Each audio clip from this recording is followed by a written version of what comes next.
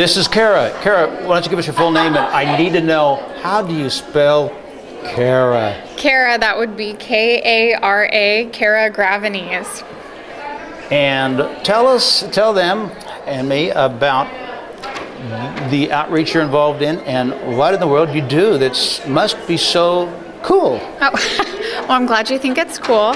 So I am the Volunteer and Ministry Support Coordinator for North Raleigh Ministries. We provide emergency assistance, mostly food and utility support and rental support for neighbors in crisis in the North Raleigh area. Is this a county agency? It's in Wake County. Is this a nonprofit? It's a faith-based nonprofit. Okay, yeah. All right, I'm with you now. So explain what happens. What would be a disaster or an occasion?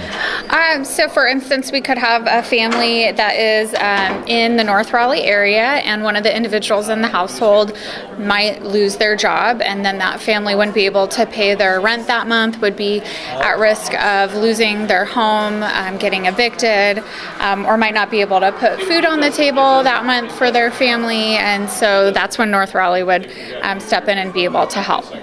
You know, I thought she was going to say a tornado, but you're talking about like things that are just as serious. Mm-hmm. Well, yes. So if you lose your job, or you have a medical emergency that happens and you have bills that you have to pay, or perhaps you are working full-time and you still aren't able to make ends meet, and you're at risk of being evicted, or you can't feed your kids, that's a pretty big emergency. It is, but generally under the emergency category, it's like first aid stuff, pulling buildings off of, broken bodies. So tell us some more about what you do that really stands out.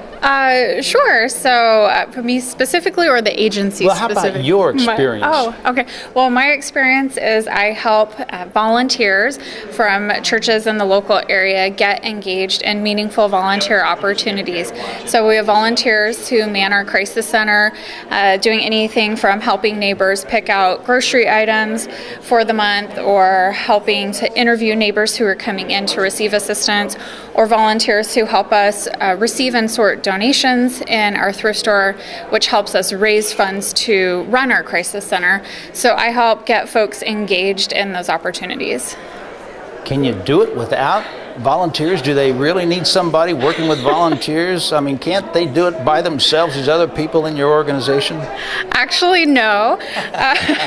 We are approximately 90 to 95% volunteer-run organization. Great. So we would fall apart if we didn't have volunteers. They are the heartbeat of our organization.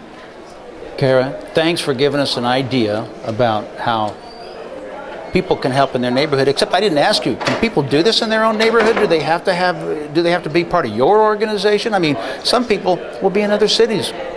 To volunteer or to receive services? I mean, to help in the way that you help. To help, they can come from anywhere. We do have people that come from across the street, but we have people that come from all over Raleigh, and even from outside of the city that help. But I mean, people who would never be here. I mean, let's say somebody's in Illinois and they live in Illinois, and are they able to help in ways? Do you think they might get some ideas listening to you how they can help? Absolutely. I think a lot of folks that live anywhere could be inspired by that story, and how they could get engaged in their own community. And we do actually have people that travel and come visit us and help out, like kids on summer missions trips that help domestically.